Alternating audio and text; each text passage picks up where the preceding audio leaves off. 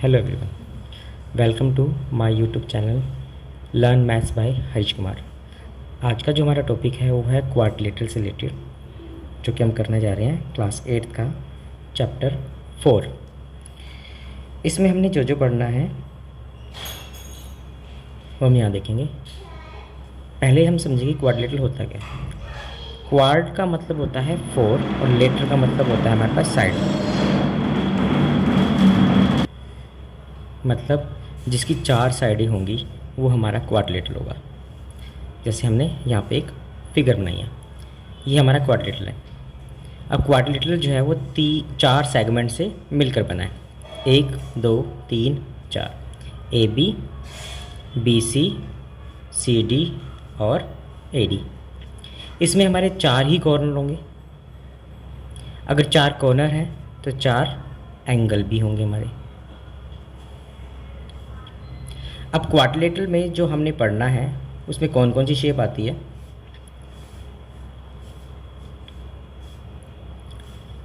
पहली हमारी parallelogram,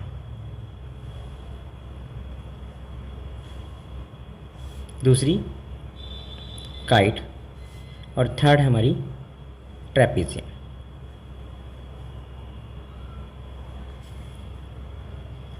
parallelogram में भी हमारी आगे 3 शेप और आती हैं, रेक्टेंगल, स्क्वायर और रोम्बस। सबसे पहले हम पैरेललोग्राम की प्रॉपर्टी के बारे में पढ़ेंगे, उसके बाद इन सभी की प्रॉपर्टी, रेक्टेंगल, स्क्वायर, रोम्बस, फिर काइट और फिर ट्रेपेजियम।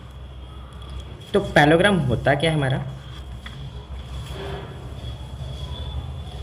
पैरेललोग्राम में पहले शेप देखें, ये हमारी पैरेललोग्राम की शेप होगी, जिसे हम नाम देते हैं ए बी सी और डी। इस पैरेललोग्राम में हमारा जो आमने सामने की जो साइड है वो पैरेलल और इक्वल होती है। इसका मतलब, पैरेलल का मतलब कि इनका जो डिस्टेंस है वो हर एक पॉइंट से क्या रहेगा, इक्वल रहेगा। ऐसे ए डी जो है बी सी के इक्वल और पैरेलल होगी। तो हम यहाँ लिखेंगे properties of parallelogram. Properties of parallelogram, A B parallel होगा सी डी के और ए बी इक्वल होगा सी डी के। ए डी पैरेलल है बी सी के और ए डी इक्वल है बी सी के। ये हमारी फर्स्ट प्रॉपर्टी जिसमें हमने साइडों के बारे में बताया। सेकंड, हमारा जो एंगल ए होगा वो एंगल सी के इक्वल होगा और एंगल बी एंगल डी के इक्वल होगा। इसका मतलब कि opposite angle of parallelogram, opposite angle of are equal. Next, third, कि हमारा angle A plus angle B plus angle B equal to 180 degree, ये हमारे एडजेसेंट एंगल होंगे। एडजेसेंट एंगल का मतलब कि एक लाइन पे हमारे एक साथ जो 2 एंगल आ रहे हैं वो एडजेसेंट एंगल होंगे, उन दोनों का सम 180 हो गया। ऐसे ही angle B plus angle C equal to 180 degree, angle C plus angle D 180 degree, angle D plus angle A हमारा 180 डिग्री होगा। और ये सारे के सारे हमारे एडजेसेंट एंगल होंगे, एडजेसेंट एंगल होंगे। नेक्स्ट प्रॉपर्टी, फोर्थ, जो याद रखनी है, diagonal of parallelogram, diagonal of a parallelogram diagonals of parallelogram are bisect each other, यानी कि हमारा जो AC डायगोनल है और BD डायगोनल है वो एक पॉइंट पर पैरेललोग्राम के अंदर इंटरसेक्ट कर रहा होगा। इससे AB AP PC के इक्वल होगा और BP BP के इक्वल होगा। P हमारा यहाँ पे इंटरसेक्टिंग पॉइंट होगा, इंटरसेक्टिंग पॉइंट ऑफ डायगोनल। ये हमारी पैरेललोग्राम की प्रॉपर्टी होगी। और ये जितनी भी प्रॉपर्टी है हमारी पैरेललोग्राम की वो रेक्टेंगल, स्क्वायर, रोम्बस में भी लगेगी, थोड़े से चेंज के साथ। अब हम करते हैं रेक्टेंगल की प्रॉपर्टी के बारे में। आगे हम प्रॉपर्टी कर रहे हैं रेक्टेंगल की। रेक्टेंगल की शेप देख लेते हैं। ये हमारी रेक्टेंगल की शेप है जिसमें हमारी दो साइडें इक्वल और पैरेलल होंगी। हाँ जी, ABCD is a rectangle. ABCD is a rectangle. AB जो है पैरेलल है CD के और AB इक्वल होगा CD के। ऐसे ही AD पैरेलल है BC के और AD इक्वल होगा BC के। दूसरी प्रॉपर्टी, हमारा angle A, angle B, angle C, angle D, उन सब का जो है एंगल 90 होगा। ये हमारी second property. Third, AC and BD are equal diagonal bisect each other, bisect each other. तो यहाँ से हमारा AC और BD जो डायगोनल है, अगर हम ये मान लें कि ये O पे इंटरसेक्ट कर रहा है तो हम यहाँ से कह सकते हैं कि AO, OB, OC और OD ये भी क्या होंगे, इक्वल होंगे।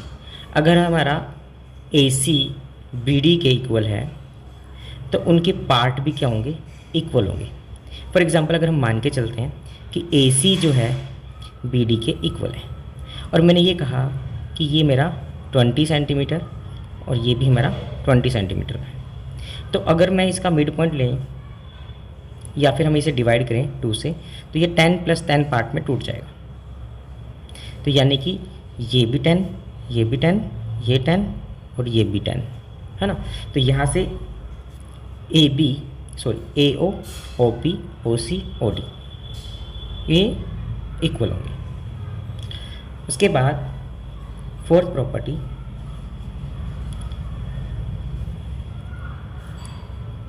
ये एंगल 1, एंगल 2 जो है इक्वल होंगे। एंगल 1 और एंगल 2 इक्वल होगा, एंगल 3 एंगल 4 के इक्वल होगा। तो हम यहाँ लिखेंगे एंगल 1 जो है वो एंगल 2 के इक्वल है। रीज़न यहीं से आ जाएगा कि हमारी जो साइड है OB और OA ये दोनों साइड इक्वल है और इसके सामने वाले एंगल भी क्या होंगे, इक्वल होंगे। तो यहाँ से OA OB के इक्वल होगा, है ना। ऐसे ही एंगल 1 जो है वो एंगल 3 के इक्वल है। Reason alternate interior angle, alternate interior angle. Angle 3 angle 4 के इक्वल होगा, एंगल 3 4 के इक्वल होगा। ये आमने सामने के ये वाला एंगल, रीज़न यहाँ पर होगा OC जो है वो OD के इक्वल होगा। ये हमारी प्रॉपर्टी थी रेक्टेंगल की, जिसमें हमारी दो साइडें पैरेलल और इक्वल होगी। हमारे जो एंगल हैं A B C D 90 degree के डायगोनल इक्वल हैं, बाइसेक्ट कर रहे हैं, तो उसके पार्ट भी जो होंगे वो इक्वल होंगे, है ना। Angle A plus angle B दोनों का सम क्या होगा हमारा 180 होगा। रीज़न होगा adjacent angle, adjacent angle. Angle B plus angle C equal to 180 degree, angle C plus angle D equal to 180 degree, और angle D plus angle A भी 180 degree. ये सभी हमारे एडजेसेंट एंगल होंगे।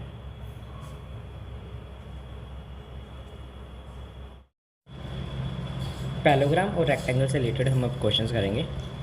पैलोग्राम में जैसे हमारे पे फिगर गिवन है, इस फिगर में ए बी सी डी जो है पैलोग्राम है। एंगल ए जो है हमें 55 डिग्री का दे रखा है, और हमें बाकी के जो एंगल है फाइंड आउट करने हैं। हमें बात पता है कि A B C D is a parallelogram, और पैरेललोग्राम की हमारी जो प्रॉपर्टी होती है उसका हम यूज़ करेंगे। एंगल ए एंगल सी के इक्वल होता है,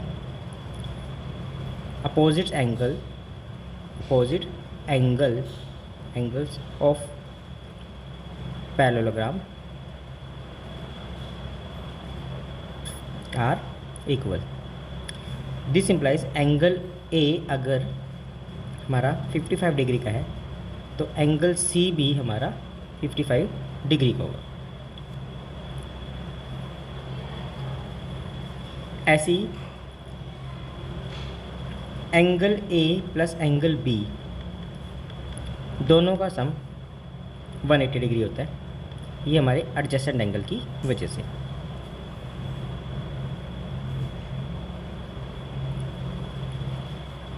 एंगल ए हमारे पास 55 डिग्री का है, एंगल बी हमारा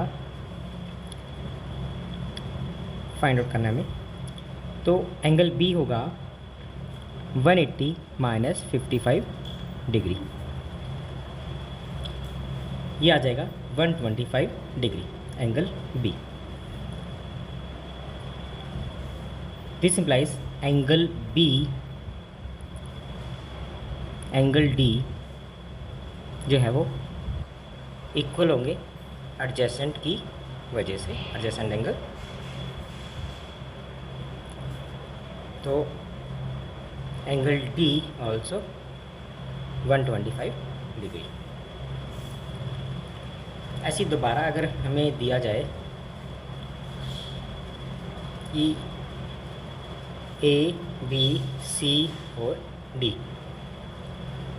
तो मान लो ये एंगल जो है हमारा 140 डिग्री का एंगल बी, या फिर से लिखेंगे A B C D is a parallelogram. Angle A equal to angle C, angle B equal to angle D, opposite angle. This implies angle D equal to 140 degree. Angle A हम find out करेंगे, angle A plus angle B equal to 180 degree, adjacent angle.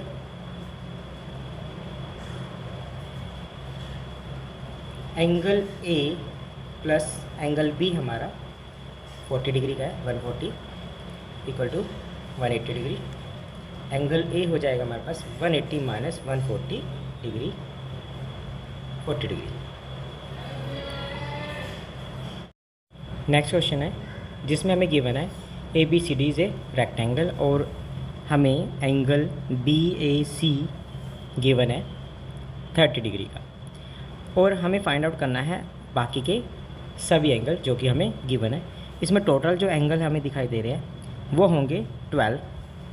Counting कर देते हैं, 1 2 3 4 5 6 7 और 8, ये हमारे angles. और इन्हीं सभी एंगल को हमने फाइंड आउट करना है बारी बारी से। सबसे पहले हमें रेक्टेंगल गिवन है तो हमें इसकी प्रॉपर्टी लिख लेते हैं। जैसे हमें पता है ए बी जो है वो सी डी के इक्वल और पैरेलल होती है, ए डी बी सी के पैरेलल और इक्वल है। Angle A, angle B, angle C, angle D, ये सभी एंगल जो हमारे 90 डिग्री के होंगे। और ए ओ हमारी जो थर्ड प्रॉपर्टी थी, diagonal of rectangle bisect each other, D1 D2 और AC इक्वल टू BD, ये हमारे डायगोनल इक्वल है तो उसके पार्ट भी क्या होंगे, इक्वल होंगे। AO, OB, OC और OD, ये पार्ट भी क्या होंगे, इक्वल होंगे। तो हम क्वेश्चन सोल्यूशन करना शुरू करते हैं। ये हमारी प्रॉपर्टी है जो कि हमने लिख ली, जिसकी हमें ज़रूरत पड़ सकती है। अब हमारा एंगल 1 जो है वो एंगल 30 डिग्री गिवन है, ठीक है। अब एंगल 1 30 डिग्री का है तो हमारा एंगल 5 जो है 1 और 5 वो होंगे इक्वल। क्यों? अल्टरनेट इंटीरियर एंगल है।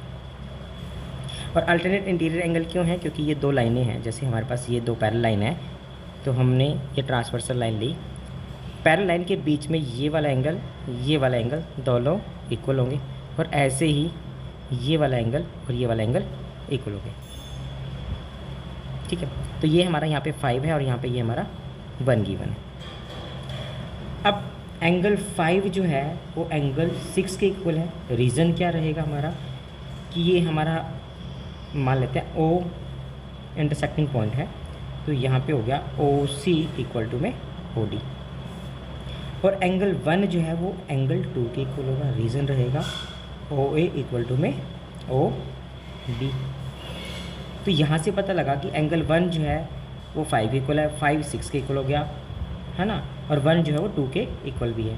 तो एंगल 1, एंगल 2, एंगल 5, एंगल 6, ये चारों ही एंगल हमारे इक्वल हो गए, और ये हो गया हमारा एंगल 30 डिग्री का।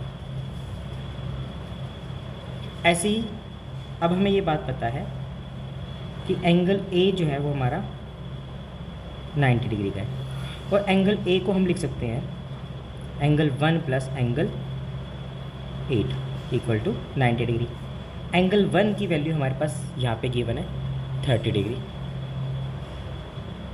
तो एंगल 8 हमारा यहाँ से आ जाएगा 90 माइनस 30, कितना आ गया 60 डिग्री। ये हमारा एंगल 8 हो गया।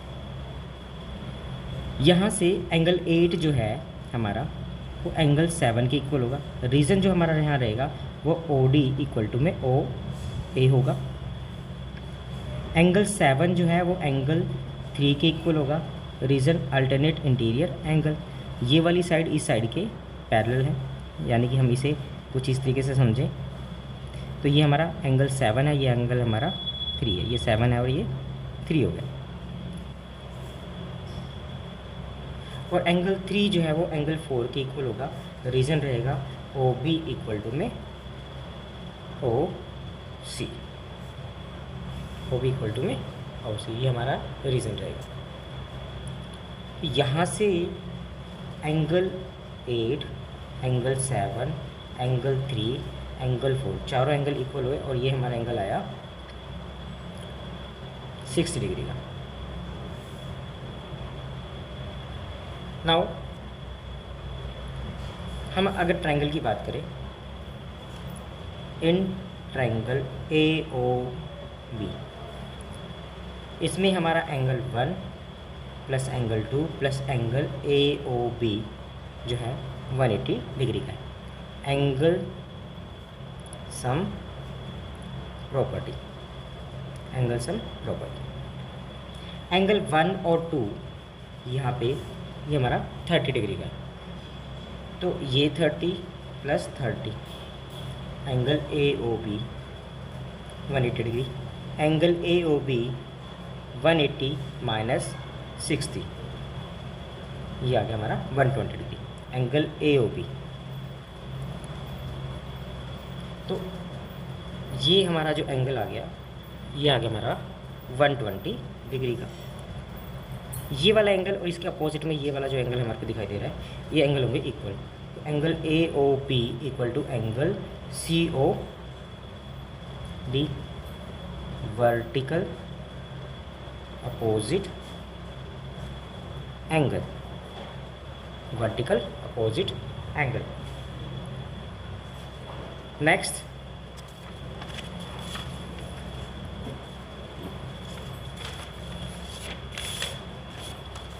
हमें निकालना है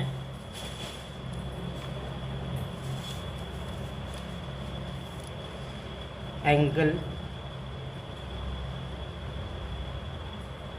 triangle B O C. Triangle B O C की अगर हम बात करें यहाँ पे, तो हमारा जो सी एंगल 4 और एंगल 3 है वो हमारा 60 डिग्री का था। तो हम यहाँ लिखेंगे angle 3 plus angle 4 plus angle B O C equal to 180 degree, angle sum property, angle sum property. Angle 3 और 4 ये हमारे 60 डिग्री के हैं, तो 180 डिग्री होगा। इन दोनों का सम 120 डिग्री, प्लस में angle B O C 180 degree, angle B O C equal to 180 degree minus 120 degree, ये आ जाएगा 60 degree, angle B O C. Angle B O C equal to angle A O B equal होंगे vertical opposite angle की वजह से।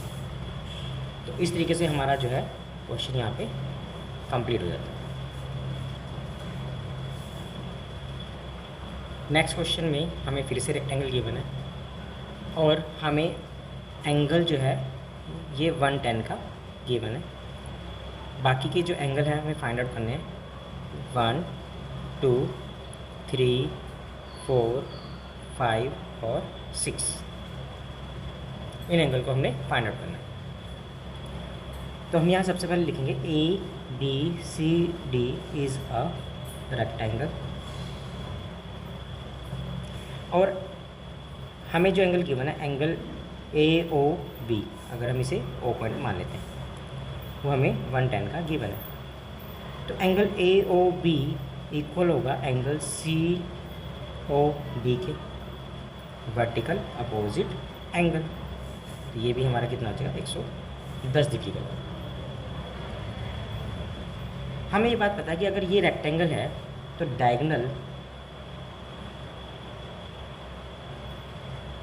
Diagonal of rectangle bisect each other, और diagonal कैसे हमारे इक्वल है, D1 और D2, तो उसके पार्ट भी क्या होंगे, इक्वल होंगे। तो AO OB OC और OD इक्वल होंगे। तो हम अगर यहाँ देखा जाए कि ये वाली साइड जो है AO OB इक्वल है, तो एंगल 1 इक्वल टू में एंगल 2 हम कह सकते हैं। क्यों? बिकॉज AO इक्वल टू में OB, AO इक्वल टू में OB। और अगर हम ट्रायंगल लेके चले इन ट्रायंगल AOB, तो angle 1 plus angle 2 plus angle AOB 180 degree का होगा। एंगल 1 और 2 इक्वल हैं, तो हम 2 की जगह पे भी 1 रख सकते हैं। तो angle 1 plus angle 1 plus angle AOB 180 degree. AOB हमारे पास 110 का हो गया। यहाँ 1 plus 1 angle 2 angle 1 equal to 180 degree. 2 angle 1 equal to 180 degree minus 110 70 degree. तो ये 2 जो मल्टीप्लाई में ये चला जाएगा डिवाइड में, कट करके कितना आ गया 35 डिग्री। कितना आ गया 35 डिग्री का आ गया। अब हमारे पास एंगल 1 35 डिग्री का है, तो हमारा एंगल 1 और जो 2 है वो क्या होंगे, इक्वल है हमारे, दोनों ही 35 डिग्री के हो जाएंगे। एंगल 1 एंगल 4 के इक्वल होगा और एंगल 2 जो है एंगल 5 पे इक्वल होगा, अल्टरनेट इंटीरियर एंगल की वजह से। अल्टरनेट इंटीरियर एंगल, रीज़न हमारे पास, क्योंकि हमारी जो साइड है ए बी जो है वो पैरेलल है किसके, सी डी के, और ए बी जो है वो इक्वल भी है सी डी के। उसी वजह से अल्टरनेट इंटीरियर एंगल हो गया और ये एंगल जो है हमारे इक्वल हो गया। नेक्स्ट है हमारे पास ऐसे ही अगर हम बाकी के एंगल निकालें, जैसे यहाँ 7 और 8 हमें निकालना है। एंगल ए इक्वल टू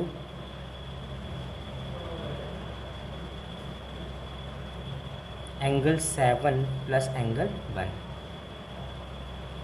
और we know that angle A, angle B, angle C, angle D 90 degree. हमारे जो रेक्टेंगल है उसमें सभी एंगल जो है वो 90 डिग्री के हैं, तो एंगल ए जो है वो 90 डिग्री का होगा, equal to angle 7 plus angle 1 की वैल्यू जो है वो 35 होगी। 90 माइनस 35 डिग्री एंगल 7, यहाँ से माइनस करेंगे 90 माइनस 35, ये हो जाएगा 55 डिग्री एंगल 7। और एंगल 7 जो है वो एंगल 3 के इक्वल होगा, alternate interior angle. Angle 6 angle 7 के इक्वल होगा, रीज़न रहेगा ए ओ इक्वल टू में O B, A O equal to में ओ डी, यहाँ पे ओ डी आएगा बिकॉज